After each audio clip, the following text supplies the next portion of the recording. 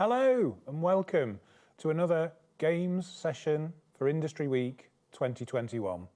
I'm really pleased to welcome Paul and James from Stone Sword Games. I've known Paul a very long time and it's great to see him here as a guest on Industry Week. They're going to be talking to us about their ethos and what they do at Stone Sword Games and hopefully showing us a few of the games that they've produced over the last few years. I'd ask you to use the chat function sparingly during the talk itself, but there will be opportunities for Q&A during the talk. So there's going to be two Q&A sections in this, one in the middle and then one towards the end. So if you want to ask any questions to Paul and James, do use the Q&A function. Don't forget as well that you can sign up to other events that are going on over the next couple of days. We're edging towards the end of Industry Week now, but we've still got some great content coming.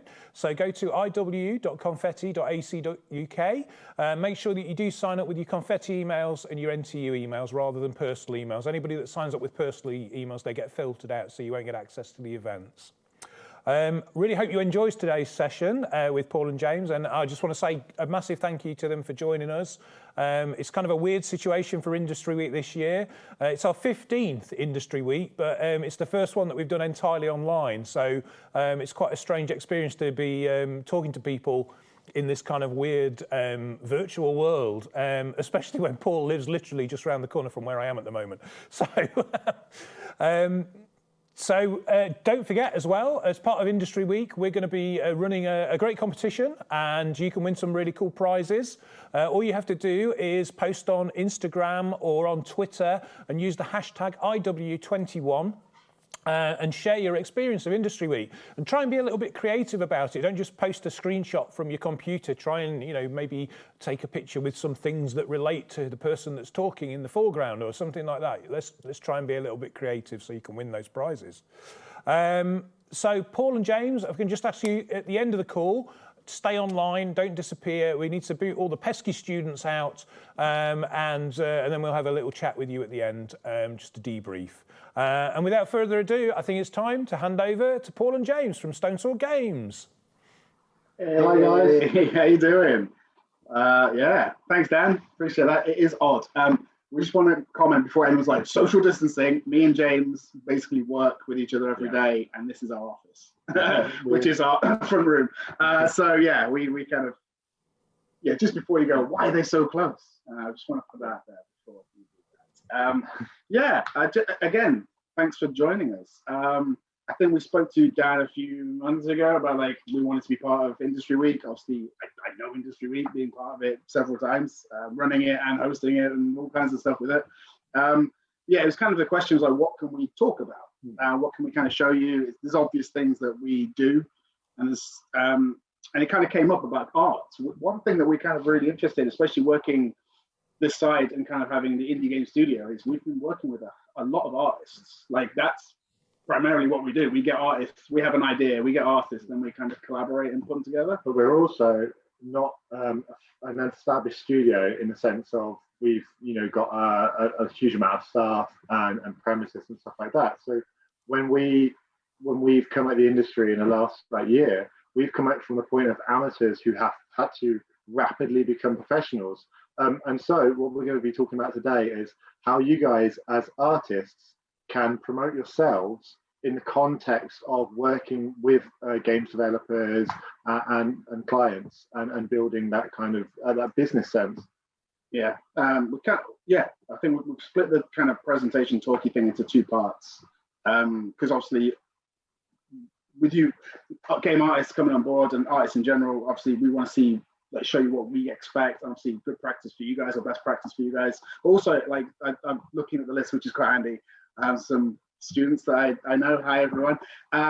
Obviously the game side of things, actually how you run a business as such, and just what we found out in the last 18 months.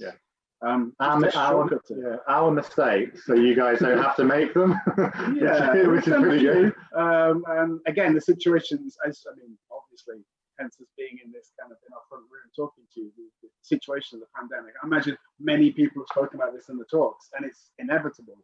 It's completely changed everything. We've not been to a game convention in 18 months, which is prior to COVID, we would have been at 4, 5, 6 of them. So we've had to come up with new solutions. And again, as artists, like, where do you network? Where do you show stuff off? So yeah, I'm just going to start the presentation. Really, I've done a little thing. Bear with me. Yeah, here you go. Hopefully you can see that. Yeah, is that good? Is that good? Perfect. Sweet. So yeah, we're Stone Sword Games. We're established officially in 2018, but really we started working middle end of 2019. Was yeah.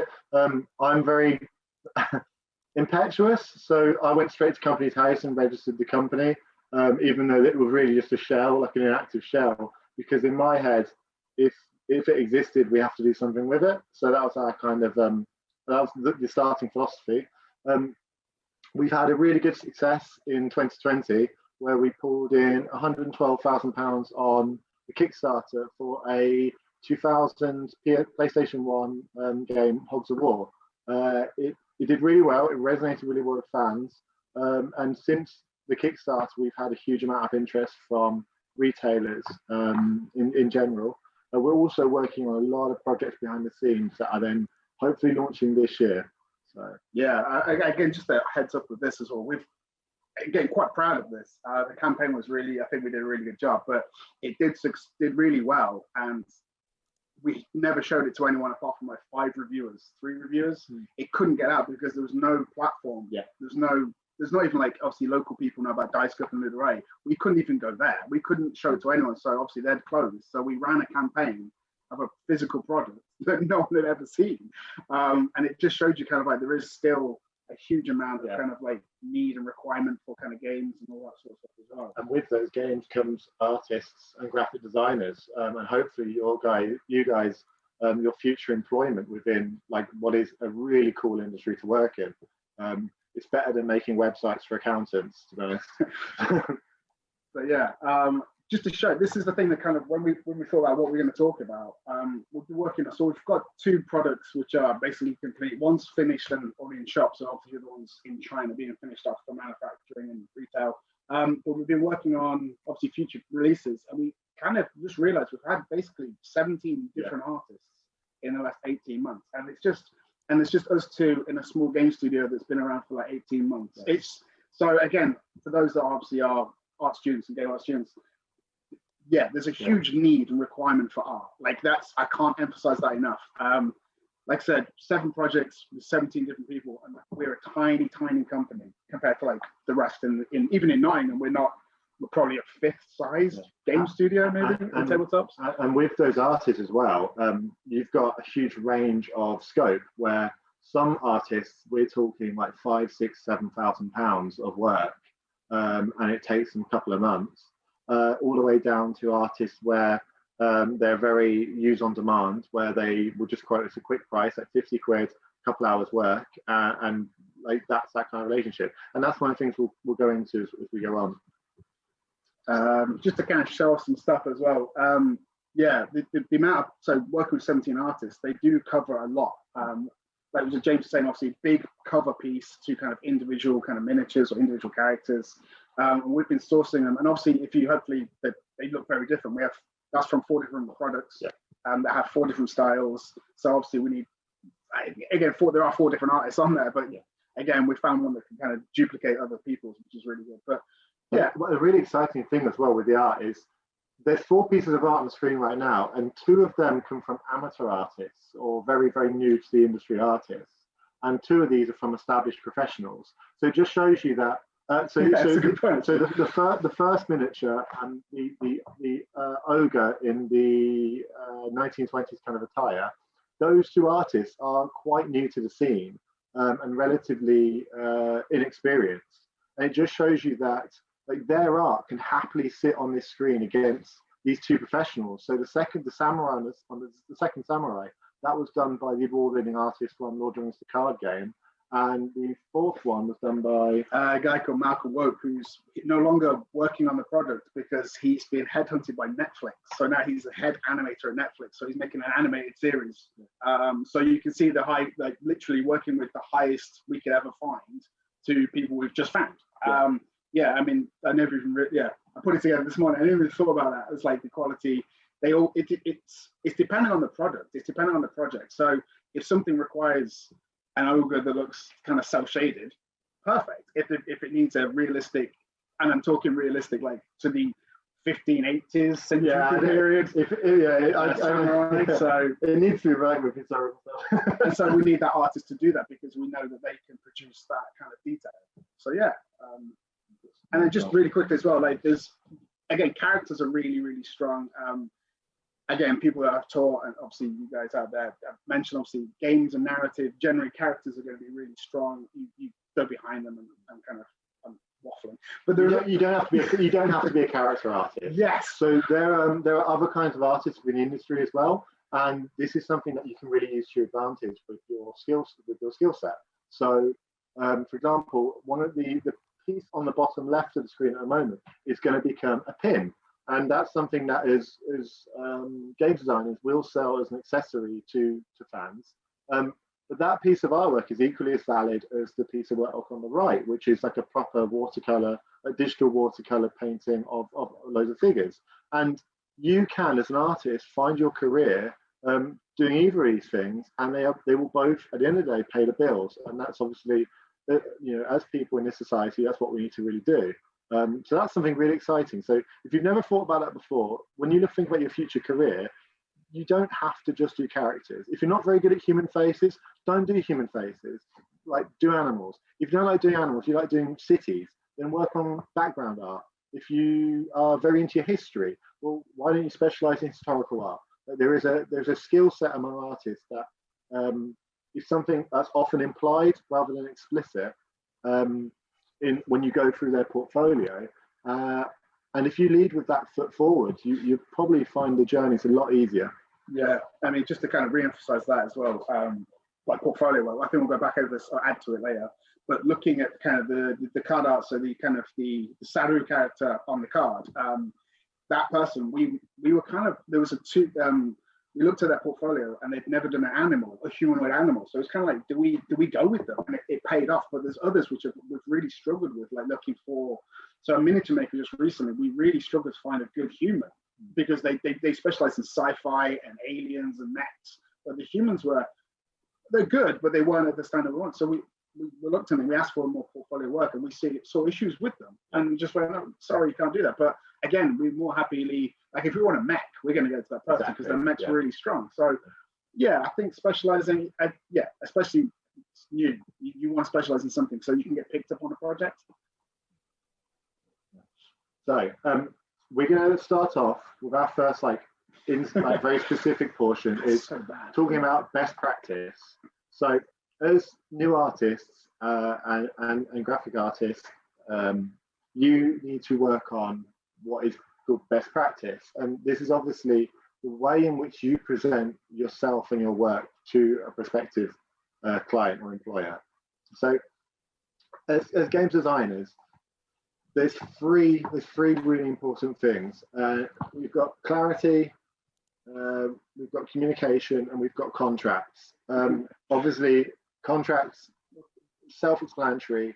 As an artist, there's a precious relationship there where you're creating something beautiful that's part of yourself when you work, but there is also a legal weight to what you do. Like, you need to get paid on time, but you also need to deliver the project on time.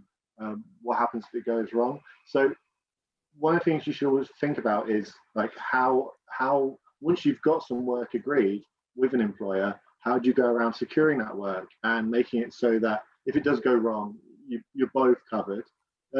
Clarity, very importantly, clarity is what are the employer's expectations from a project piece, and how will you replicate what they want.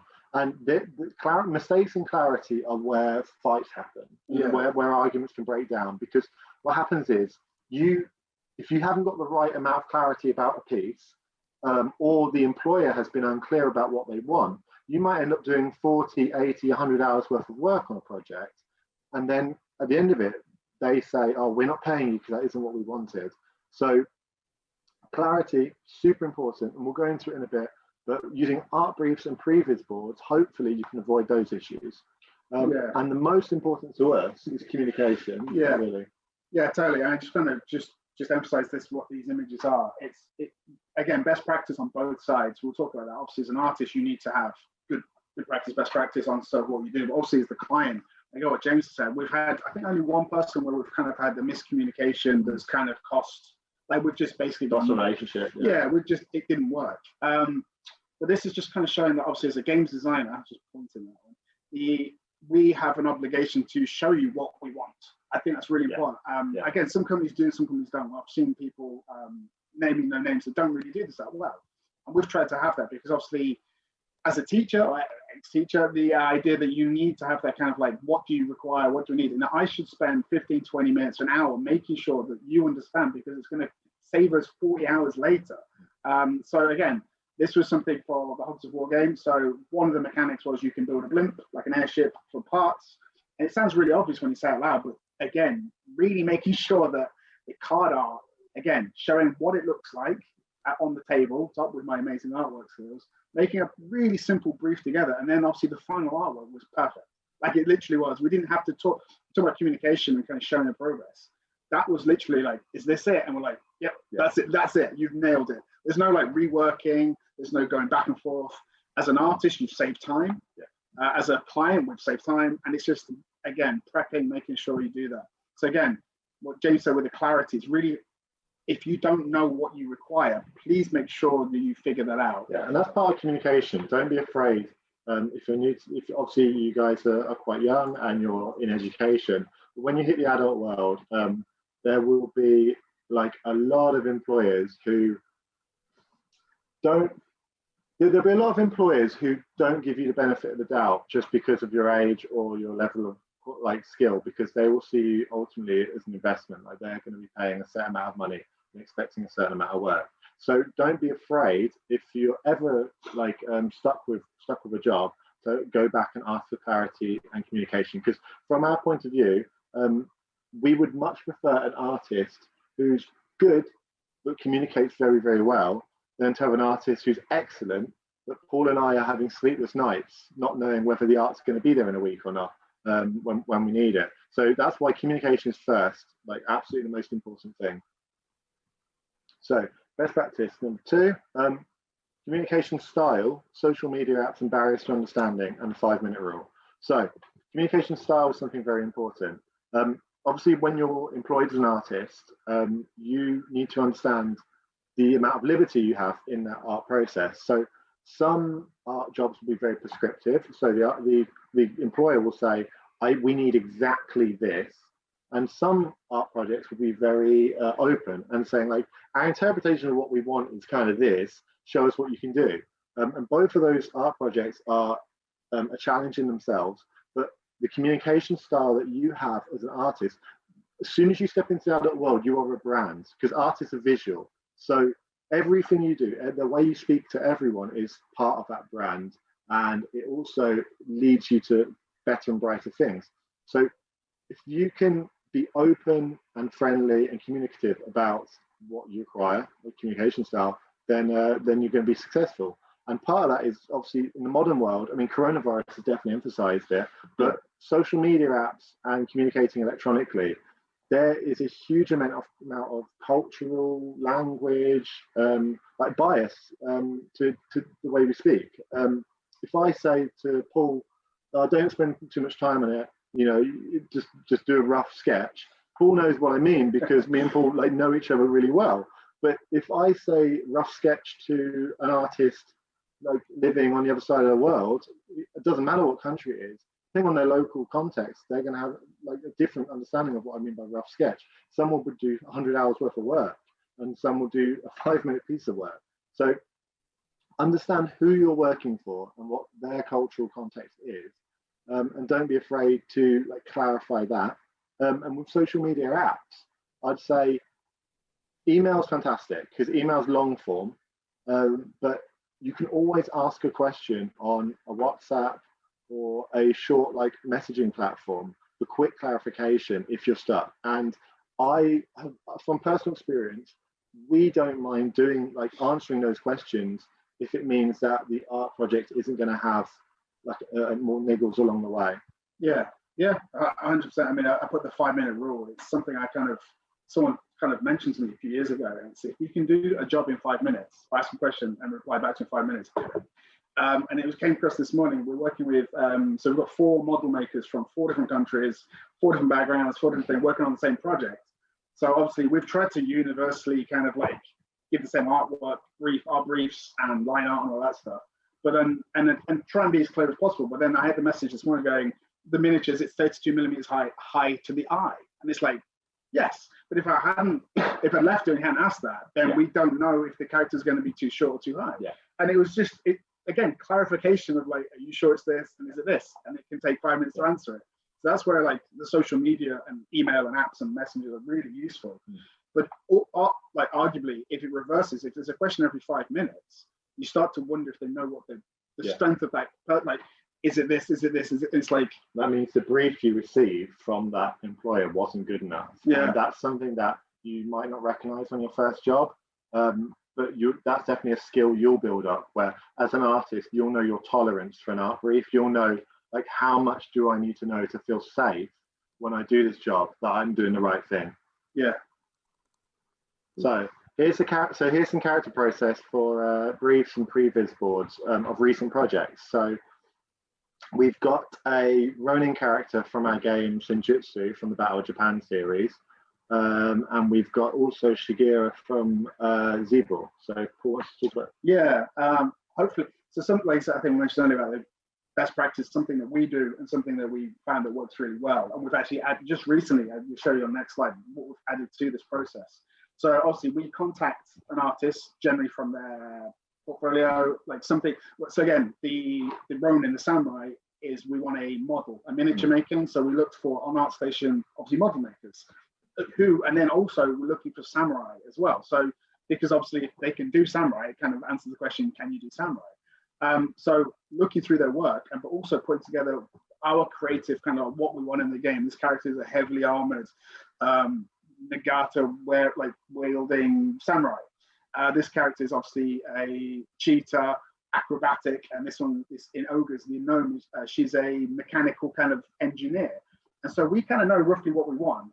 So we put it together on the previs boards using everything we can find to kind of get that across. Obviously, we can't draw. So I just rob as many things as I can, put them together, and throw that across. This is our very first step. So this is almost the flavor of the art piece that you'll be asked to make. So when it comes to like tone and like what kind of direction do I want to be going in, this is the very first like port of call from our perspective as game designers, because in our heads, the images on these boards sum up what that thing is completely. Yeah. I mean, going back, like, obviously, I remember teaching, like, every single time, every few, like, years, level 1, level 2, level 3, HE, obviously, the mood board, previous boards. I can't emphasize enough how important these things are, and anyone can make them. Like, you just put images together, but again, next slide, is you see how it literally turns into something quite spectacular. Yeah. So look at Justice and that Ronin samurai, and we're going to continue that on the next slide. So smooth. And so something we kind of like continued. And this is something we've learned. So my first game that I made had miniatures in it, and I worked with a really, really good model maker, Giorgio, who was ex-Games Workshop. He's actually gone back to Games Workshop.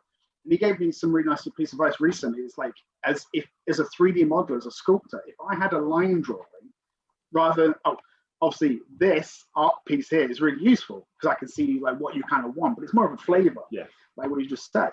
But a line drawing gives me like a technical readout of what you want. Yeah, and you got all the angles on it.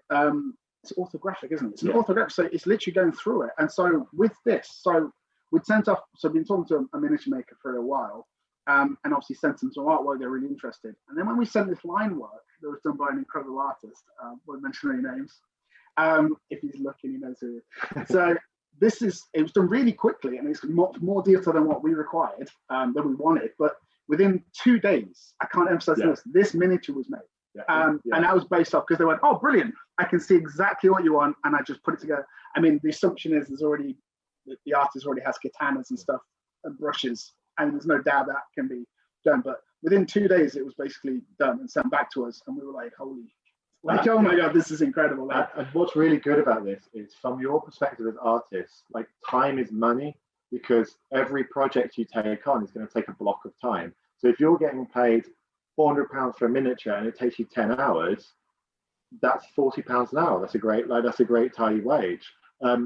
If you do 10 hours work and you send it to the employer and they say, oh, we don't like this, we don't like that, and we want that changed, obviously that might take another 10 hours and you've effectively halved your wage to £20 an hour. So what was incredible about this process and this use of a line drawing, which is something you should definitely request if you're sculptors, is that this guy's art that came back, this miniature, we barely have to change anything at all. I think there's about 15-20 minutes of like little tweaks he's got to do, and then that's a finished piece of art. So he's kept his hourly wage exactly where he wanted it, probably at a premium for him because he probably expected more revisions, but this is the beauty of doing a line drawing. And there are also equivalents for art as well. So just because an employer can't draw doesn't mean they can't like sketch something out, or as a graphic artist doesn't mean they can't position things on the page to show you where to do. So once you've got like a previs board, unless the project's very open, don't run off and go and do the work. Wait for something more technically minded as well to give you like layouts and color boards and stuff like that. Yeah. So this is the character process from behind closed doors. This is how Paul and I work. We will do things independently and then meet in the middle on it. The middle ground is very important for employers that are teams, that work in teams. So I think I did the one on the right. I'm taking the sexier board, and then you came up with the board on the left. Yeah, it's too generic. Yeah, and again, it's that idea that the Ogre's 11 is a fantasy heist with kind of characters which are very much from the D&D fantasy world, but with a new kind of vibe to them, making them a bit more kind of real in the idea that if you're doing a 1920s heist with an orc, what would they wear? Yeah. What would they be? Who would they, like, what kind of skills and stuff they do? So I obviously generated this kind of board, and you can see how it's very simple, like that. I could definitely model that and create that, but there's nothing too special. It's very standard, very conventional, and again, that can work. With James, obviously, it's really nice that we have the same image. We've kept that image, the face, that's clearly like we both like the way that she looks facially. Yeah. But obviously, we've added more kind of like zazz, more sexy appeal to it because she's a strong female character. And it isn't just that 1920s kind of like very glamorous, like Weimar, kind of like Art Deco. But you can see kind of like bringing in She-Hulk from Marvel. You can Jessica Rabbit from Who Framed Roger Rabbit. The Barbarian and the She-Hulk. Very like a very similar kind of image tonally, and what basically came out of it, it's on the next slide, is like our finished drawing. So this is a really good example of artist communication as well. So this artist, an Italian guy, Vittorio, he's brilliant because what he'll do is he won't go too far when he starts working. So I think within the first like 10-20 minutes of sending him the brief, we had image 1, and then he came to us and said, "Is this the right direction?" And we said, yeah. And it meant that a day later we had image 2, and then image 2. So this is where like the communication comes in again, because he did image 2 and then said, "Is this the right direction?" And we said, "Oh, we don't like the idea of her like having a knife like in her hand like that, and also like there's a guard on the floor, but he's too like humanoid. We want something more like a golem or like a troll. So could you bump that up?" And obviously, because there wasn't too much like work in it for him, he could then very quickly change it. The third image is actually something Paul knocked together, and this is my point about, no offense to Paul, but you don't have to be able to draw to communicate with artists. So Paul's obviously a really great graphic designer, but I could have done something similar at least that showed like, no, the arm should be bigger and we should have like a watch instead. And then we ended up with image 4, which is the finished piece of artwork for that character. Yeah, and again, it's essentially the game. I don't want to kind of spoil too much. It's still kind of concept. That character probably is like 90% finished. Like, we're going to use that for teasers and promos, but obviously it can still change. But that process was literally like under a week. Yeah, definitely. And I don't want to give his price range away, but it's very, very reasonable. It was under a week, but also I think it was a dozen characters. There's 11 characters done in a week, and that rate is just insane. So no, the reason he's got that, he managed to get a rate like that we have loved and he needs to work at, is because of his communication skills. Because he's very good coming back to us and clarifying at every level how he's working, it means that there are no quibbles. So if we want something changed, it's very rarely drastic. Or if it is a big change, it'll be right at that first stage where he's only done 10 minutes of work.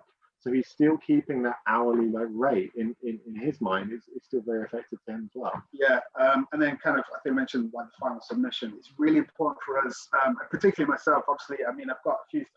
I can manipulate. I can't draw, but I can use Photoshop.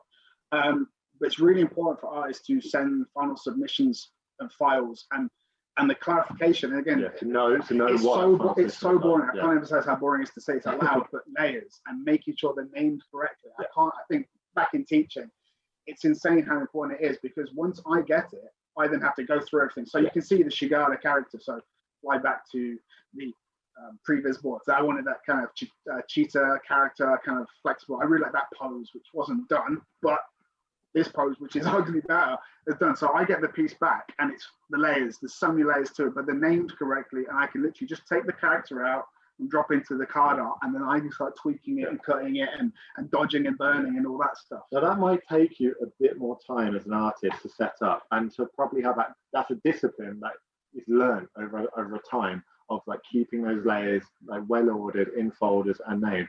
That's a discipline that you might not think a games developer will actually care about, and it won't really affect how much you're paid for that particular job, because a piece of art is a piece of art. But what it'll mean is, next time they need a piece of art, they're much more likely to come to you, because they know that if they want to cut the piece of art off the background and put it somewhere else, or make a Facebook post using it and a promo, your and our second will just naturally, they don't have to ask the question like, oh, is it in layers? And then wait 2 days to split it back up again. It's ready to go. And that's really brilliant. And with the terrain piece on the right here, this is something that's being used for Hogs of War. The artist who does these is really, really fantastic, and he has a very, very good. Yeah, he's a fiver, and he uses a very, very good layer system. And what it means is that Paul can manipulate the artwork to really like suit kind of whatever we're doing with it. And we've used him now, I want to say like 15, 16 times. Yeah. And each time it's like 100 quid. So he's earning a very good salary compared to how much time he's having to actually work for. Yeah, I mean, going back kind of like almost this terrain piece, this is really interesting. So obviously we try and put together the best we can as like a brief and a previous board, and so it makes sense. But some things we don't even know until it happens. So for example, this isn't, again, not the most interesting in the world, but it's really important that you can just, I can do this, but some people can't. The idea that this had to be flipped because it's on the reverse side of a punch board that's manufacturally double-sided printed. Well, if you look at the hexagon, it can't be flipped. It's not mirrored. Yeah. So I have to then go in, and again, it's not the hardest on word to mirror it and make sure it lines up. But again, that's a job.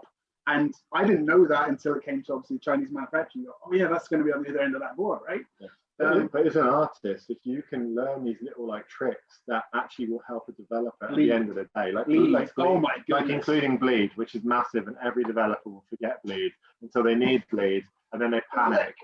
But if you can remember from the start to put bleed in, you make the developer's job easier, which then means you're more likely to get more jobs, which is this brilliant virtuous circle of building the brand, building respectability and expertise.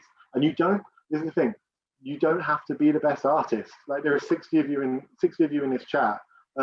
One of you might be the Michelangelo of the 21st century, and you're going to produce things that hang in all the best museums of the world and blow people's minds. But the rest of you, like, you don't have to be Michelangelo to make a lot of money in this industry. And you might not even be a very good artist if you're very raw about it. But as long as you've got the disciplines and the skills and the level of communication, it doesn't really matter, because at the end of the day, you can make money doing the thing you love by being such a good person to work with that people would rather use you than the difficult, moody guy who cuts his ear off over his girlfriend. So yeah. Again, just to emphasize this, the two pieces you can see in front of us, the card and the playing tile, there's 5 people, artists, including myself. I'm just as a graphic designer, there's 5 people involved in all these things. These little icons here, again, it might be in the chat. This is incredible. I really struggled to design an icon. I couldn't do it. And then this was just having this crystal form breaking. It's just, that's beautiful. So someone actually specialized in just the icons. I have a Fiverr guy who specializes in esports logos, making the logos for these teams. Because I can't draw them, but I can like put it in the background there. Obviously, the main character is an artist. The artist here is obviously can draw these, and I can layer over the top little tiny cubes and -1s and put the kind of border / bleed on them, stuff like that. So again, there's 5 people just on these 2 pieces of art. Even fonts are an art in themselves. If you can do cool fonts. Now, in board games, every board game needs a title piece.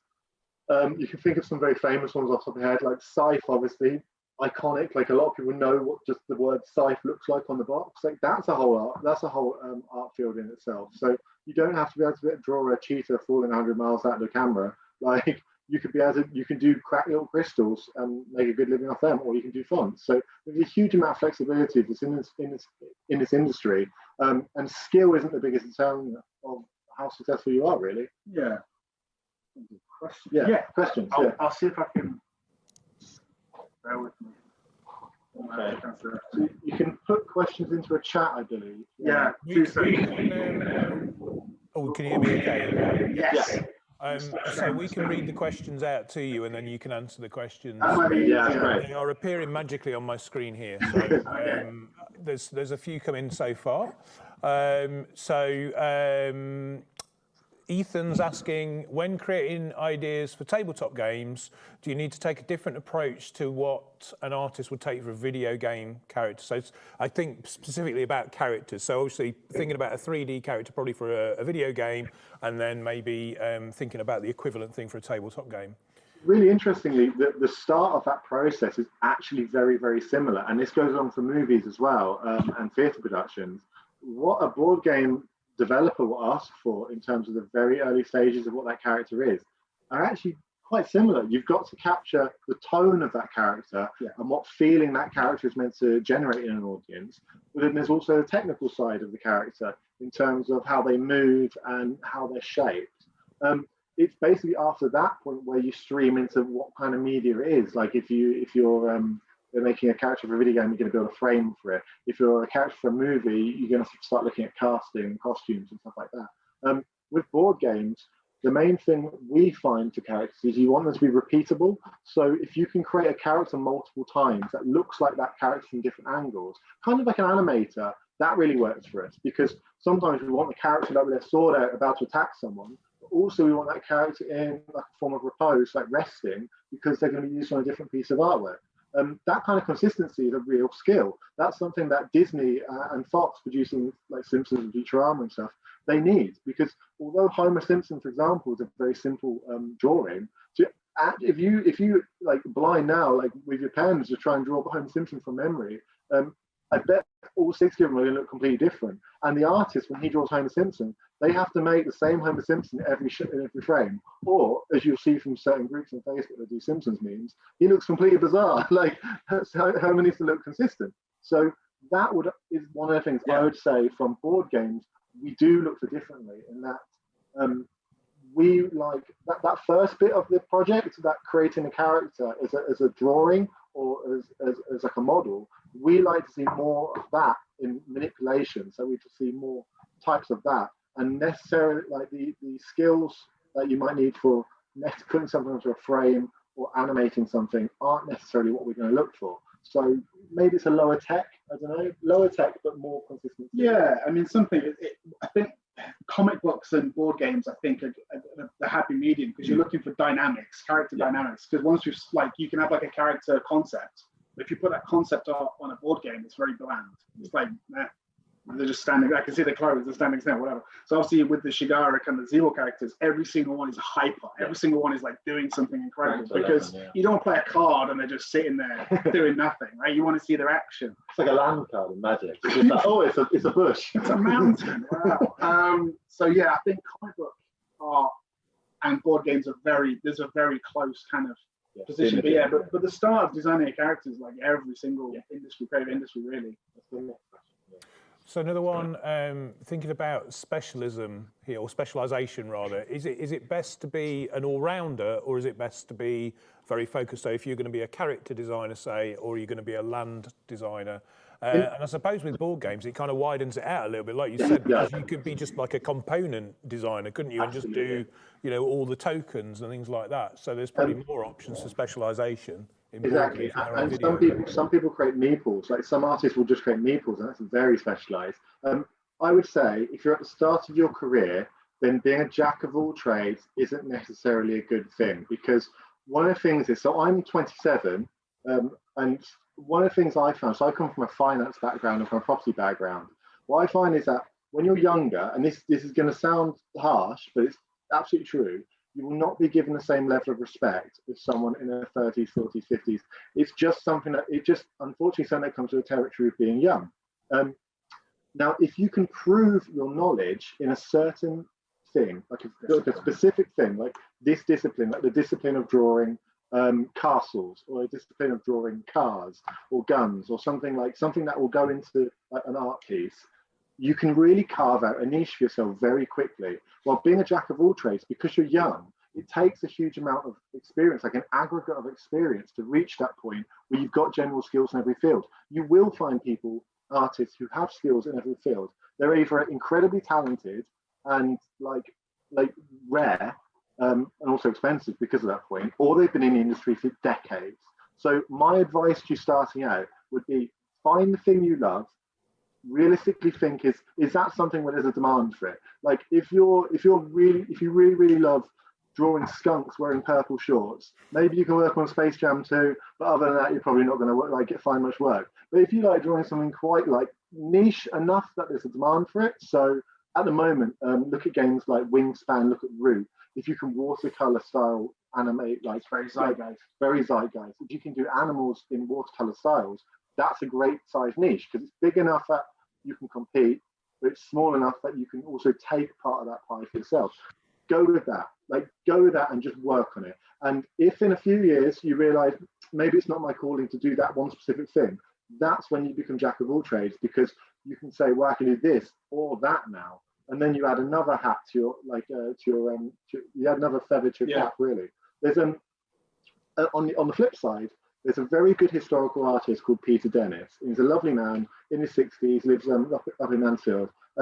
He is the authority on historical art. Like it's incredible. If you've ever bought any wargaming miniatures or read any historical magazines with warfighting scenes in it, Peter Dennis will be involved.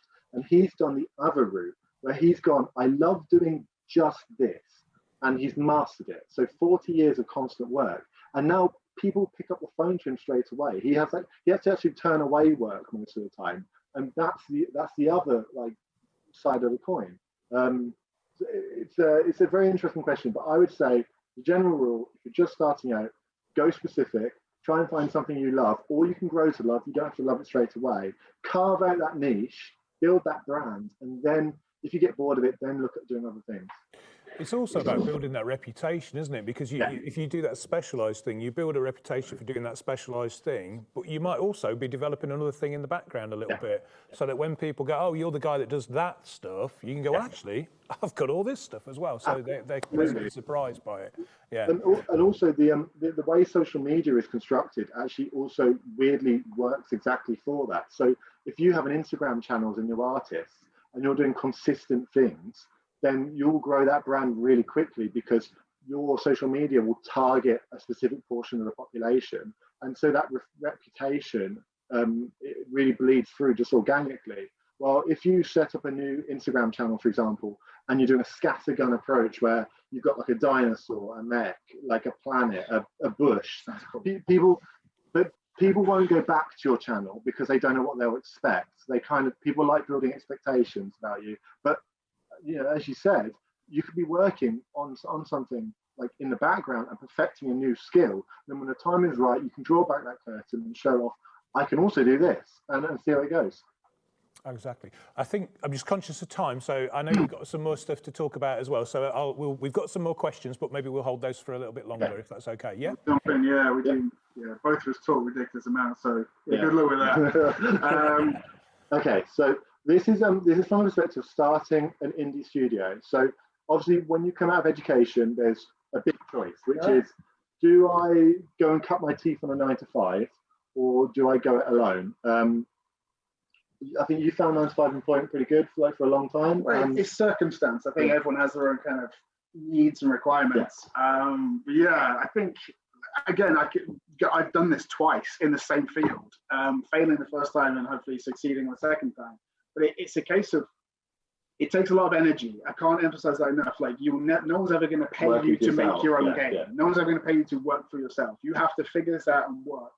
And generally, you're going to be making, like, that's going to be 2 jobs. You'll be running your job, regularly payments, and then obviously you're making this on the side. We just want to, again, really, obviously time constraints here, but just shoot through this as like a hints and tips how to do this properly and not do what I did the first time around, really. It's kind of a to-do list, isn't it? Yeah. So first offerings.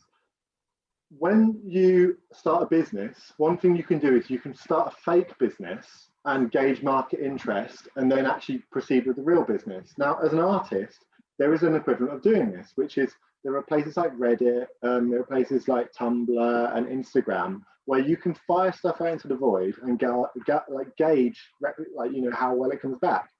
If people love your stuff of a certain topic, like maybe proceed with that. Capture the zeitgeist. So a few years ago, Stranger Things was absolute like zenith, like this crazy, like, I don't know, everyone was into it. Everyone was 80s. So if you see that, do some like 80s work, do some 80s themed work, and post it to places like Facebook groups of 80s art, post it to Reddit groups of 80s art, and start building that following. This engages market appetite, and you can kind of see, like, because as an artist, you need to make money. So where am I going to make that money? Like, is the Wingspan style watercolor animals the thing which, like, not only am I good at it, but also will it pay the bills?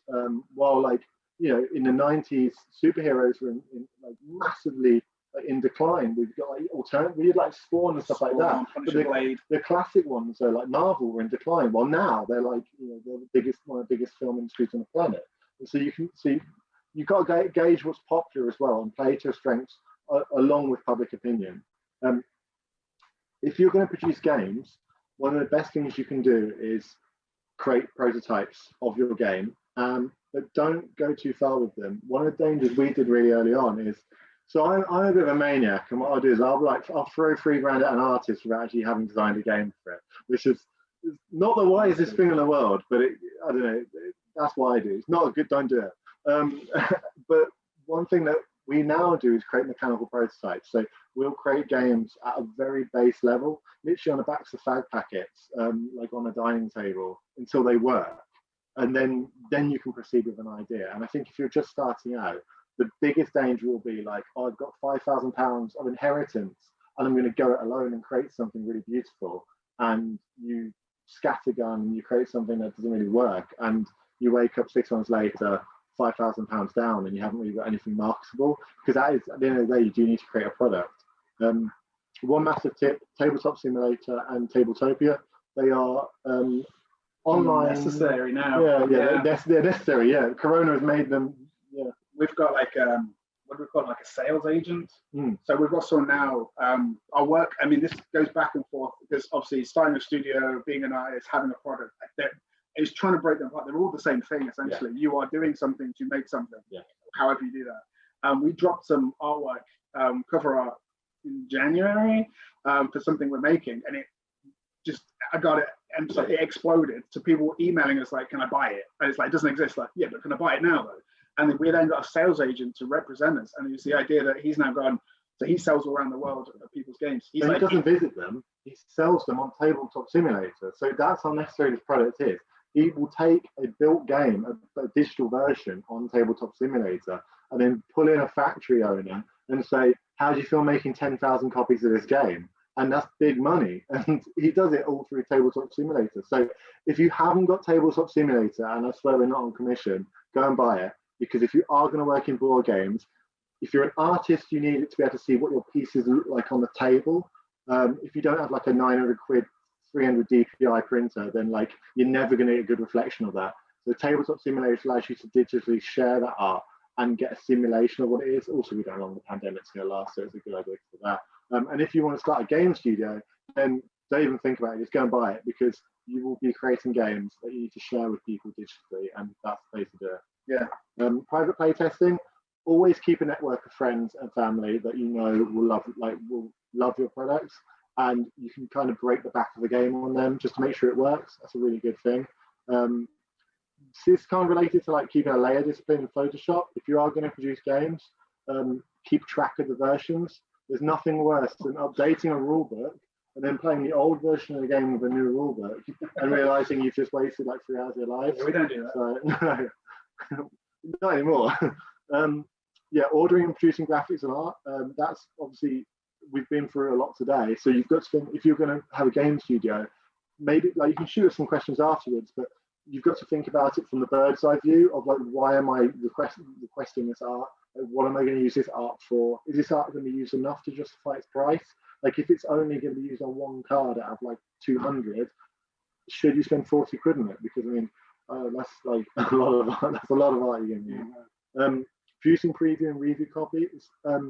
If you are a games designer, one of the only things you can do to make it be a success is get your game into other people's hands. And there are plenty of companies which would happily provide you details for and recommendations and avoids, but they will produce, like, not fake, but they will produce single run versions of your game. So they'll produce a version of your game that has never seen a factory, but it will kind of resemble what the factory version will look like. And that's something that you can do to build your credibility as a game designer. Public play testing and finding critics. There is a huge community for board games out there. I think for any luxury products, because board games are a luxury, it's probably the most vocal community where a lot of people create content for board games and video games and stuff like that as well. And finding critics is really good. Like any criticism you can get helps you reshape those ideas and learn lessons. But if you get fans and you can start building that fan list, it means you can be a success, because when you set up a project, you have people to buy it straight away. Crowdfunding, approaching retailers with sell sheets. So if you are going into a game studio, and this is maybe not so much for artists, although artists can do a lot with crowdfunding, like having web scenes and limited run covers for like comic books and stuff like that. If you're going to be a games designer though, the most likely route is going to be crowdfunding. And what this means is you put a game that's 90% finished onto a platform and you're asking people to trust you to buy it. And in 6 months, they'll receive it in the mail. There's a lot of pitfalls with this. We could do a whole talk for like 8 hours of how to crowdfund and how not to crowdfund. So it's maybe for a different time. But that's a big part of what we do in ourselves. And then approaching retailers with sell sheets afterwards, which is a very transactional, like more ordinary, I guess, business relationship. Yeah, I'm just going to jump real quick. Just really quickly, like as artists, this is where we find people, and this is trusted. We speak to people who look for people. Get on ArtStation. Yeah, create an ArtStation account today. I mean, Fiverr's obviously originally was like, what I can make you for $5. Now we're finding, especially like esports, the esports logo design companies, people are charging 300, 400 quid, and they're the best you can ever get. They're on Fiverr. So Fiverr's an interesting one. Some people will say it's exploitative because it creates a race to the bottom for artists. But one thing it will do for you is it does protect you as an artist, where it will give you like a contract built into the system, and it will make sure that all communication is held on the website. So if you're a bit disorganized, it will keep like, oh, this is when they've asked for this, and they've not asked for that, and they've asked for this. So that when you create a piece of work, at least you're protected by a big company, almost like a union. Pricing is a bit different, but if you're just starting out, don't be afraid to go in a bit cheap, because at the end of the day, building your portfolio is the most important thing you can do. Never work for free, ever, because it's totally exploitative, and you're worth more than that. But if you can undercut an established artist to at least get your foot in the door, it's something that, it doesn't sound pleasant, but it's something you really should do or think about, because if your art is on a professional project, it means that someone can trust you. And then that tells people, as game designers, that we can trust you. If you come to us and you've got the best art in the world, you've never featured on a professional project. Unfortunately, there's a red flag there, because we have to question, why is it that you're that good and haven't been used professionally? So if you, when you start out, want to use Fiverr to build your brand, you're wary of it, because there are like price competitors and there are some crazy things on there, but it does have its benefits too. Social media networks and your brand. If you're creating art on a consistent basis, share that art. Get onto Board Game Geek, get onto Imago, get onto Instagram, get onto Facebook, get into groups. Don't be afraid to shout about it. If people say it's crap, then that's their opinion and entitled to it. If people think it's fantastic, like maybe in the future you'll get a phone call from that person saying, hey, we want to give you £1,000 for a piece of work. So like, get out there and shout about your art, tell all of your friends, and just fire it out there. And the worst thing that can happen is someone doesn't like it, and that's it. But like that happens. We've had people that have just hated what we've done, and it's like, it does sting a little, but at the end of the day, like, you've got to be an adult and kind of and know that that's going to happen. Yeah. So this is something. Yeah, this is a big lesson, actually. Like, if you want to take James had this brainwave, like, oh, I've got this great thing. So everyone knows about this, but we'll say it anyway. Everyone, like, you might know about this. So this is the holy trinity of success. From our point of view, as like, think of it, if we were potential employers, there is this relationship in place. So there's time, price, and quality, and nearly everyone in the world can, as a professional, can hit one of these things, and no one can hit all three. And don't try. As a new creator, you're putting yourself under like too much pressure if you try and produce a fantastic piece of work very quickly, cheaply. That means you're probably charging too little. Because basically what we know as employers is that one of these has to go. And we've got plenty of artists who we value, who maybe their quality isn't the best, but we know that we're going to get it on time and it's going to be at a really good price point. And we will send them as much money over the course of a period of time as anyone else. Well, we have other artists who, fantastic price, fantastic quality, but the timing is abysmal. Where like they'll say, oh, it'll be ready next week, and then 6 months later, like, you've just had a sketch. But we've accepted that because we know we're not going to get all three. And then the other one is price, having time and quality where it comes back really good, and it's right on time. The communication draft is fantastic, but we know it's going to cost us. So when you start out in the world as junior artists and people building up portfolios, don't be stressed if you can't hit all three, because you're never going to.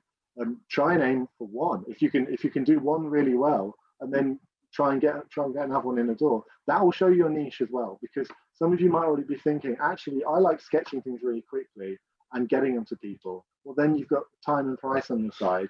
Some of you say, like, might be like, I like being really indulgent in my art pieces and spending a lot of time perfecting them. So you've got quality. So then try and think about, are you going to be charging a lot, but you're going to be very fast? Or are you going to be taking your time with art and being relaxed? But then you're going to know you're going to have to move on price to make that employer happy. Yeah. That's it. What's this? Oh my goodness. Plug. These are hopeful releases for 2021 and maybe 2022, depending on it. Yeah. So, like I said, these are things that I be like proud about this. Yeah. I designed these, but they're artist work. Obviously, I've manipulated them. So obviously, I think I've shown you earlier, like the background image. This was like a card art. I've just taken it, kind of rejigged it, and stored bits and bobs. Yeah, these went out as this essentially, and they exploded. And we've basically sold them already, and the games don't exist yet. Yeah, so we've got retailer orders for Daniel. Just the power of artists and what we value, and kind of again going back to you guys. Hopefully, as game art students, we've said so much about art. Obviously, there's a lot of students on the list on the participants. Obviously, are games tech, and you are designers. Hand in hand, you want this kind of relationship of you need to be able to build a product, but you need to look good. Yeah. Looking good is the first thing, and then it playing well is the second thing, because you need it to people need to pick this off the shelf. Yeah. People need to fund this. When it goes on to Kickstarter over this year, there's going to be review copies, and we're getting better at this as well. But essentially, only like 12, 20 people in the world have probably played it properly. Yet we expect 1,000 to 2,000 backers. It shows how important artists are. Like like our livelihoods as game designers, we can create the best game in the world. if it doesn't look very good, it's not going to sell. So it just shows you how crucial you are as up and coming artists, like how much you will change the market by getting involved. And it's something that's really, really exciting, because I can tell you now, like you guys, when you go into a shop and your art is on a shelf, like that's going to be the best day of your life. And it's something that you're going to really enjoy. So although this is our products, and like we can talk to Blue and Latif about our products, it's mainly about you. Like your hard work will become a success if you work consistently. Your communication's great, and you look forward to seeing your own work on shelves, and it is a brilliant feeling. So hopefully it all comes together on that. That's our questions. We've got example questions. Fantastic. I've been silly this morning. Why are you wearing a hat inside? Because he's bald. No one's asked about that. I'm surprised. Yeah. We have got some great questions, though. I'm just conscious of time, so we probably want to run through them quite quickly. I've got one from Ethan. So if I lead on one, and then my compatriot Ian will also do one. We'll tag team Ian. Okay. So I've got one from Ethan. He's saying, would you like Stone Sword Games to be a big mainstream company, or do you like it being a small concern? Are you happy following that indie route? So I think there's a middle ground. Both, I think, aren't there? Yeah, I think there's a middle ground. I think we're looking at companies we like, and I think if you get too big, you ironically become a slave to the consumer, where you actually have to start doing projects because you've got 20 staff to pay, and you've got all of their families to feed, and you've got this huge demand from your fans to produce something. Like they might be calling for an expansion of a game, and if you've got like 100,000 fans, like that's a very big voice. If you're small, you're very flexible because we can change on a pin, but you're fragile. So if Paul and I have like 2 bad releases in a row, we probably won't be working together like much longer. You'll probably see us like on the breadline. So we want to get to a middle place. So somewhere like Mantic, where they've got a very small cadre of 5 staff and they work very hard, but you can tell that Ronnie, who runs Mantic, he can still do he can still do projects that he wants. You can still see there are pet projects there, and there are projects there that because the fans are clamoring for them. Great, yeah, absolutely. So Ian's going to ask the next one. So we've got a fantastic question from Sean. So what are the challenges working with a myriad of freelance artists and designers? And are most board games / card games studios create games like this? Blimey, yeah. Problems, issue. I mean, it's again, like everything else, it's a very double-edged sword. It's having different artists. We have to kind of, I think I mentioned earlier, we've got 4 model, this is on purpose. We have 4 model makers on the same game because we wanted to have, there's an idea about inclusivity and diversity, but it's about each model maker is going to bring their own little thing to each character. And we're going to see that hopefully, and like see styles kind of erupting in that. But the problem with that is obviously we're communicating in different speeds. Yeah. I've got one of the artists, he was going to 50% up front and 50% completion, standardization. We like to deal like that. He then finished the model and we haven't even paid him. And it's this situation of like, this is excellent, but also like, why have you just, now I've had to cancel another model maker because he was working on the same miniature. And it's like, the irony is he produced a brilliant miniature for us, but he didn't listen to us and his communication was poor because we didn't tell him to start. He went and started and did what he's done to finish. Now, by sheer coincidence, we like what he's done, but if we hated what he's done, there's now a big problem. So I think when you're working with a lot of artists, as we said, communication is the most important thing in the world. It's a dual responsibility where we're responsible for getting a message to you and it being clear and like having a lot of clarity around it, and also being not aggressive or like bullish, like so that you feel that you can come to us with questions. But from an artist perspective, the biggest challenge is you need to work out exactly what your employer wants. It cuts down on that time of fixing mistakes. It cuts down on any friction points. If you can master that, you're golden. Yeah, I think the second point was like, are we like other use artists like other companies? I know a few in Nottingham. Some have in-house.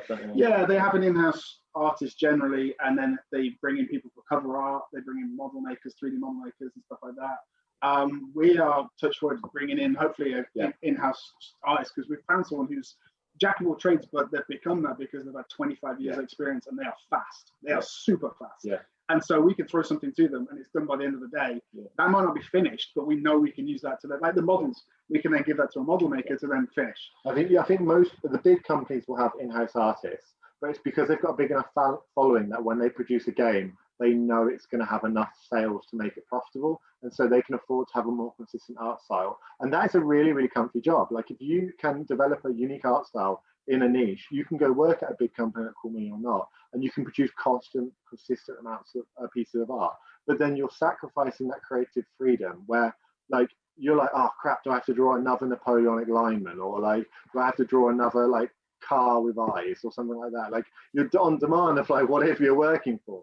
But if you work for yourself, companies like ours will hire you because we're small and we have a myriad of demands. So there's definitely a market both ways from an artist perspective. Good.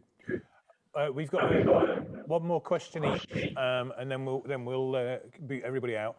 I've got a question from Annie here, and this is a really pertinent one actually. She's got a board game idea that she's been working on. She's got all the rules done, play tested it a little bit, and well, not play tested it. She's had people read through the rules, and she's very excited.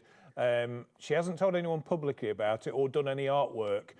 What would you recommend she does now in terms of proceeding? Because I think there is this myth that you need to get everything made now and do all the artwork and stuff. There's a myth that you need to do it all now, and also there's this idea that there's this weird idea, and I don't blame her if she actually secretly has it, but there's this idea that someone will nick your idea if you put it out into the public. It never happens. Board games are a small way. It happens very rarely. Board games are a small community. If you've created something and you can start sharing it, you're actually protecting yourself because you're building a name and an association with this idea. So if someone wanted to steal that idea, they're going to get dumped out of this industry fast because they're going to get known for being a thief. So my first point of advice is start sharing it. Like just get out there and start sharing it. Like it doesn't matter if you don't have artwork necessarily, because what you can do is you can at least put it out there conceptually, maybe mechanically, build it on TTS, learn how to build a game on TTS, on Tabletop Simulator, and make it mechanically and show people it. And you might even show it to someone who ends up being an artist who says, do you know what? For half the profits, I'll do all of the art for this game. And you might be happy with that. And then actually you're close to a finished game. My second piece of advice is a bit more specific. There is a Discord and Facebook group called Break My Game, and they are all game making professionals who are friendly but savage. So what they will do is they will tear your game apart, but constructively. If you've never play tested it in a wider group, this is how we do it. We have an alpha and a beta stage, and in the alpha stage, we'll play test it relentlessly within close friendship groups to make sure that at its core, it's fun and it works. But then what we do is we push it out to, before it meets the public, it meets people like Break My Game, who will critically assess it. Like as a chef, like you might create a meal that's edible, but will anyone want to eat it? And they answer that second question, whether anyone wants to eat it. And then after they've seen it, you'll be a lot more confident with showing the public. Yeah, I really emphasize that. I wrote, the copyright thing is really interesting. Ogres 11 has been an idea in my head for like 3 or 4 years. And it got this year, I felt like so it might happen. Someone might make it and then I can't do anything with it. So we commissioned artwork to then so we purposely pushed it out there Geek, boom, for critique and everything, because it then, now if someone wants to make a fantasy heist game, ours is already kicking around. So they, again, of course they can. You can make a fantasy heist game, but you can't call it Ogres 11 now because we have that. We don't copyright it. I mean, this is something I learned when I was a student. I used to buy copyright, like registered names. It means nothing. Because it's kind of like a trick. And unless you're buying a website name, it doesn't mean anything. So just get it done, get it out. Get it out there, and Great.